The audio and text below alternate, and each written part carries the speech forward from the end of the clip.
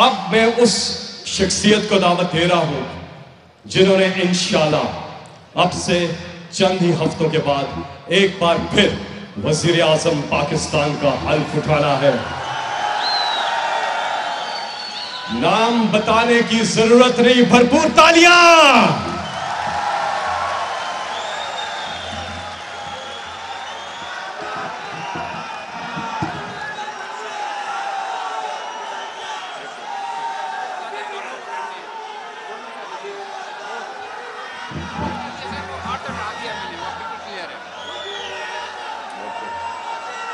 पीछे sir, movement कोई ना, कोई हिले ना पीछे से, जब मैं बोलूं पीछे से कोई। बिस्मिल्लाहिर्रहमानिर्रहीम। इय्याका नअबुदु व इय्याका नस्तईन।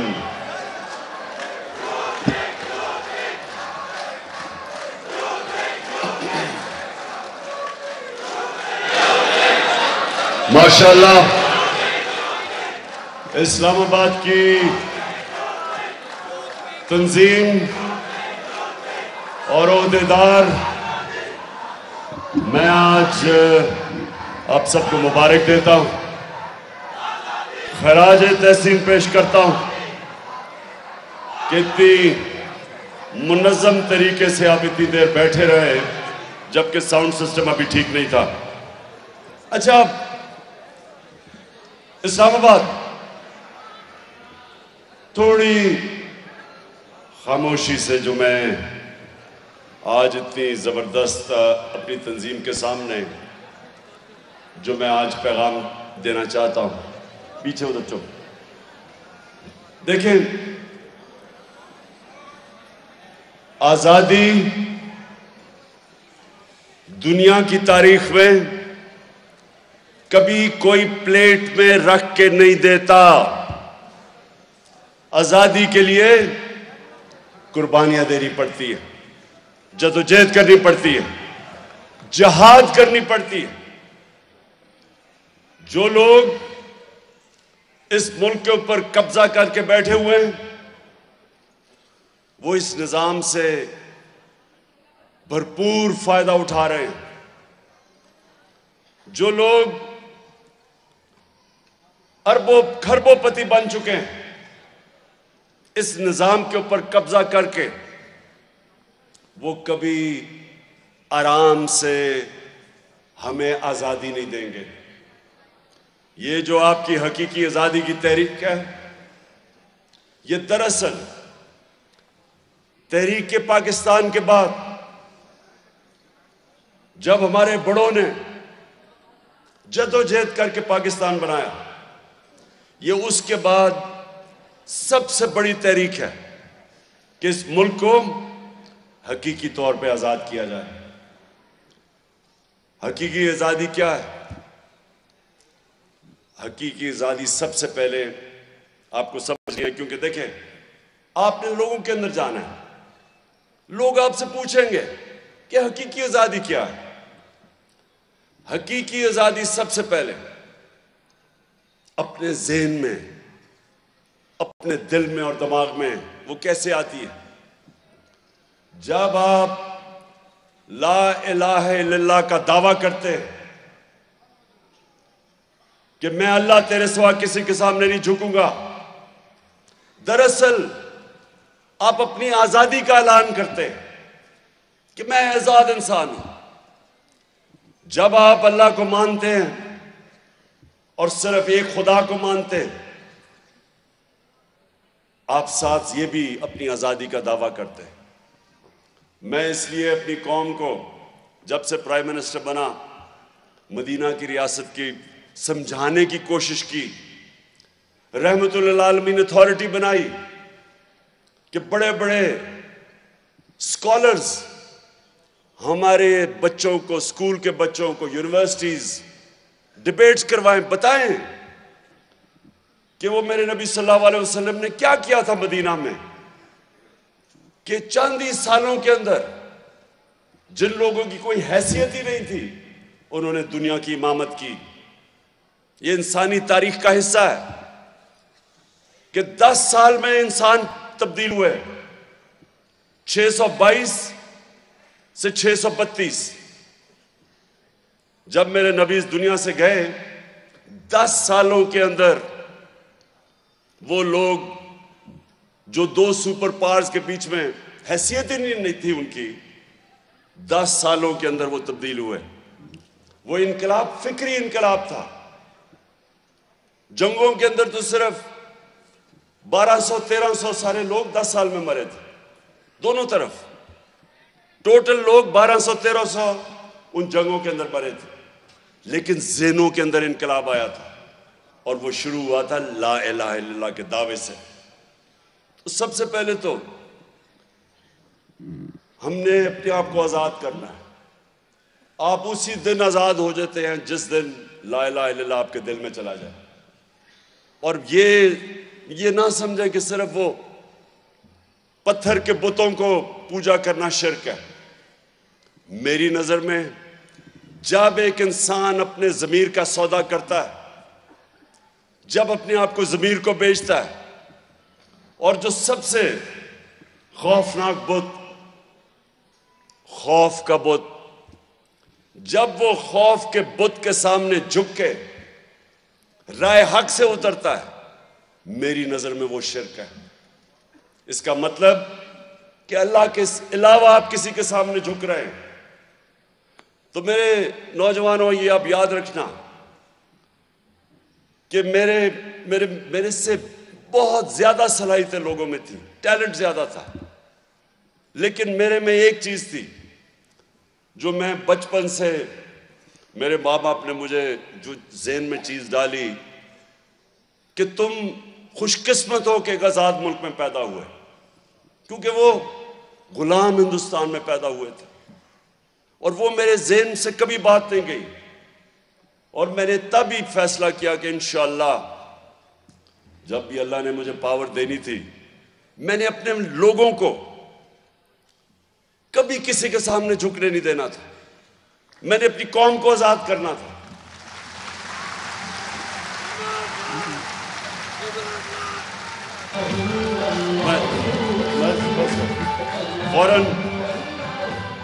फॉरेन पॉलिसी, सबसे पहले फॉरेन पॉलिसी की आजादी। एक मिनट, अभी आएगी इंशाल्लाह। मैं अभी तुम्हारी जज्बे को टेस्ट करने वाला हूं, फिक्र ना करो। मैं आप सबके दावे को टेस्ट करने वाला हूं ला इलाहा इल्लल्लाह पे। क्योंकि सुने कुरान की आयत है। और ये दूसरी मेरी बात सुन लो कि एक तो मैं एक आज़ाद इंसान हूं, मैं नहीं कभी किसी के सामने झुका। और दूसरी चीज कि कुरान की आयत है कि जब एक इंसान ईमान ले आता है, अल्लाह उसके खौफ दूर कर देता है, खौफ के बुत को तोड़ देता है। और वो कभी किसी इंसान ने, मेरी जिंदगी में 70 साल का होने वाला हूं, आज तक मैं किसी बड़े इंसान को या उस इंसान को जिसने कोई बड़ा काम किया, मैं कभी उस इंसान को नहीं मिला जिसने अपने खौफ के ऊपर काबू ना पाया हो। कभी बुज़दिल आदमी लीडर नहीं बन सकता।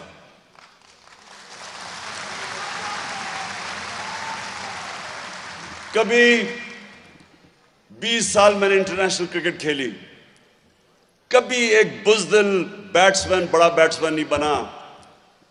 कभी एक बुज़दिल बॉलर, यानी जो मार खाने से डरता था, हारने से डरता था, वो कभी ऊपर नहीं गया। मैं कभी कोई बड़े बिजनेसमैन को नहीं मिला जो नुकसान से डरता था। मैं आज तक जो भी लोग ऊपर गए, उन्होंने कहीं ना कहीं जाके अपने खौफ के ऊपर काबू पाया। और इसलिए अल्लाह ने कुरान में इंसान को आज़ाद करने के लिए 3 जो इंसान के सबसे बड़े खौफ है, मरने का, जलील होने का और रिस्क जाने का। ये तीन बड़े खौफ हैं, ये तीनों इंसान को गुलाम बना देते हैं। बड़े बड़े जो मैं बार बार मिसाल देता हूं कि कूफा के लोगों को पूरी तरह इल्म था कि हजरत इमाम हुसैन राय हक पे थे, लेकिन यजीद के खौफ की वजह से, उसके जुल्म के खौफ की वजह से उन्होंने मुसलमानों की तारीख का सबसे बड़ी ट्रेजेडी होने दी, सबसे बड़ा सानिया होने दिया, सिर्फ इसलिए कि वो डर गए।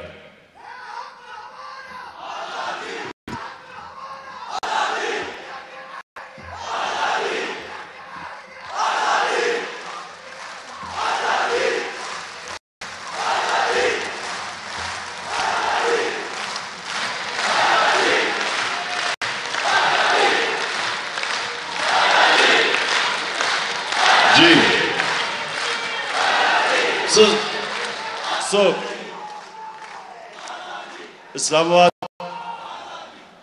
इस्लामाबाद हमारे नौजवान, और मैं ख़ास तौर पर दाद दूंगा इस्लामाबाद में हमारी जो ख्वातीन की तंजीम है,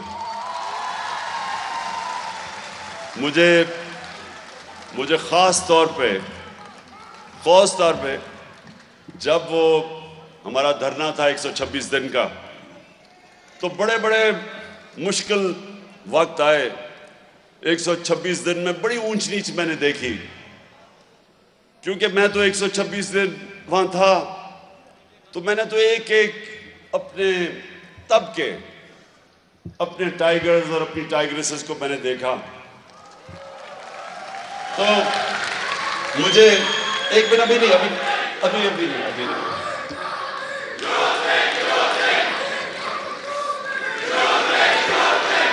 यूथ विंग तो 8 साल पहले थे नहीं, वो तो बच्चे थे तब।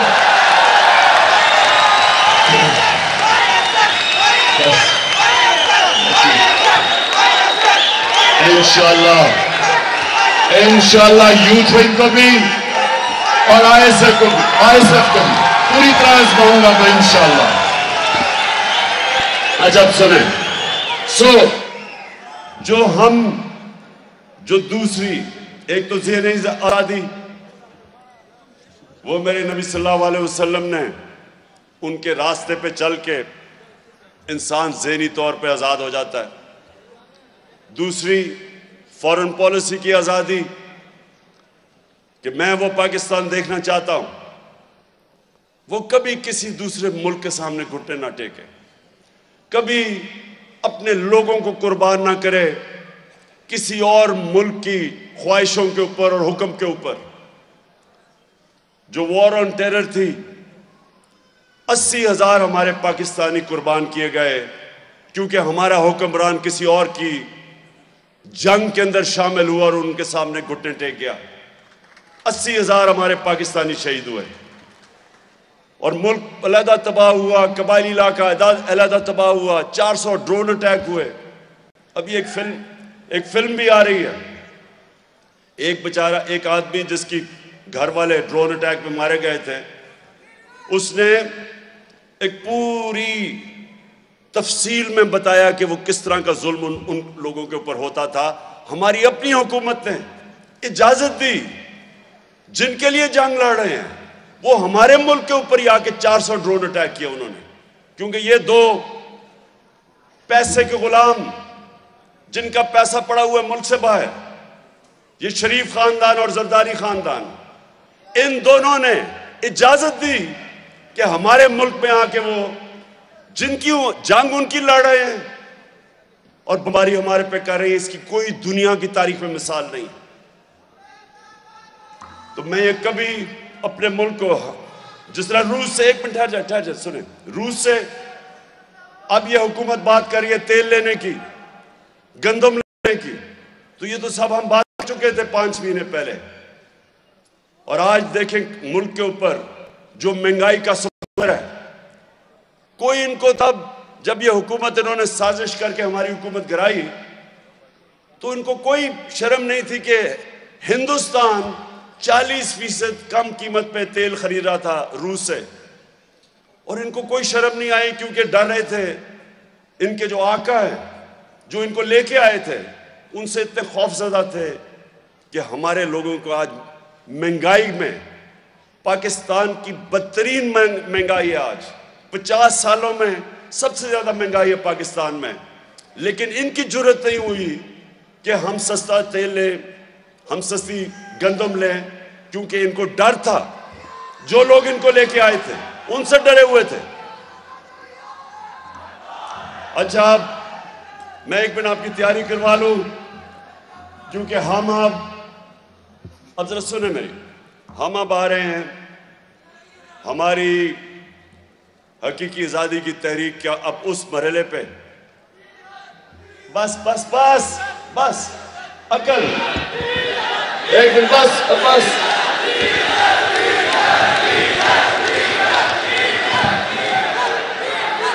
वो डीजल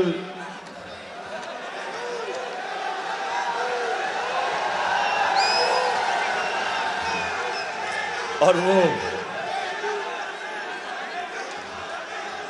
ठीक है, उस पे भी आता हूं, भी डीजल पे भी और बेलू पे भी।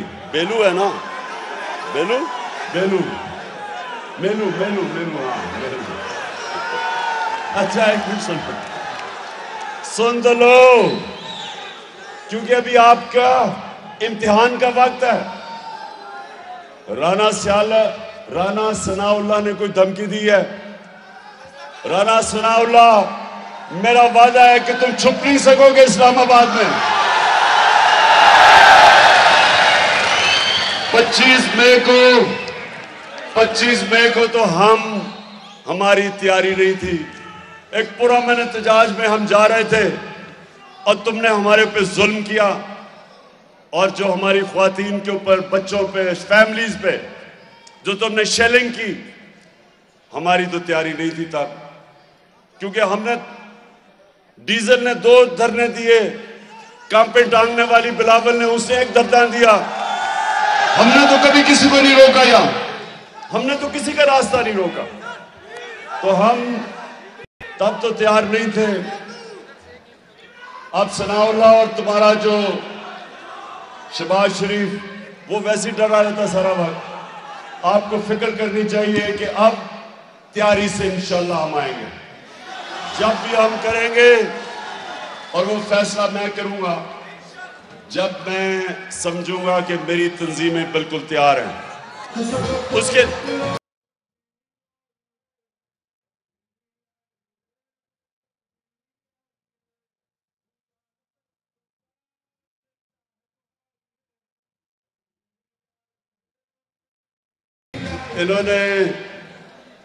इन्होंने एक मिनट में बात तो पूरी कर लूं, अभी बाद में नारे मरवाऊंगा आपसे मैं। और थोड़ी एनर्जी बचा लेना। हफ्ते को आपने इंशाल्लाह, मैं देखना चाहता हूं कि हफ्ते को जो हम अपना प्रोटेस्ट कर रहे हैं इस्लामाबाद की, आपकी तंजीम को खास तौर पे मैं चेक करूंगा। मैं आऊंगा उस दिन, रहीम खान जलसा कर रहा हूंगा, उधर से मैं आपको चेक कर रहा हूंगा कि इस्लामाबाद किस तादाद में बाहर निकलता है हफ्ते को। तो अच्छा, अब सुनो, आखिरी दो बातें। मैं ये चाहता हूं कि आपने घर घर जाना है, लोगों को आपने तैयार करना है हकीकी आजादी की तहरीक में।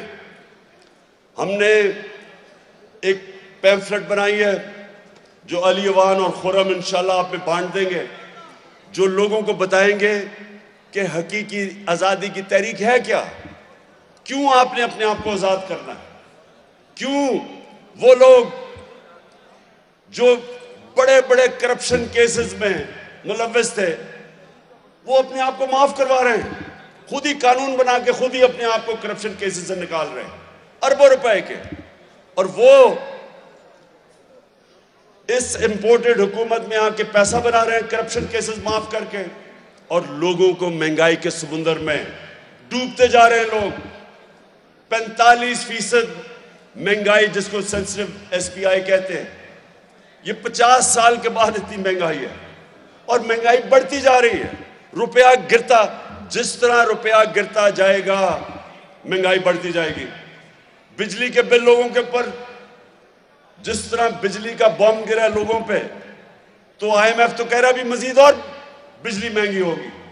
इसलिए आपने सारे लोगों को तैयार करना है। इस हुकूमत का कभी भी आने का मकसद अवाम की खिदमत करना नहीं था। इन्होंने अपनी चोरी बचानी थी, और दूसरा इन्होंने जो बाहर आका जो इनको लेके आए उनके मुताबिक पाकिस्तान को चलाना था, उनके हुक्म के ऊपर। आपने सबको तैयार करना है, और इंशाअल्लाह मैं ये देखना चाहता हूं कि आपका सैटरडे को जो टर्नआउट तंजीम निकालेगी लोगों को, वो तारीखी होगा। एक मिनट, सारे जरा मुझे बताएं कि हफ्ते को आपने पूरा जोर लगाना है इंशाअल्लाह। और उसके बाद मैं फैसला करूंगा कि किस दिन मैंने कॉल देनी है।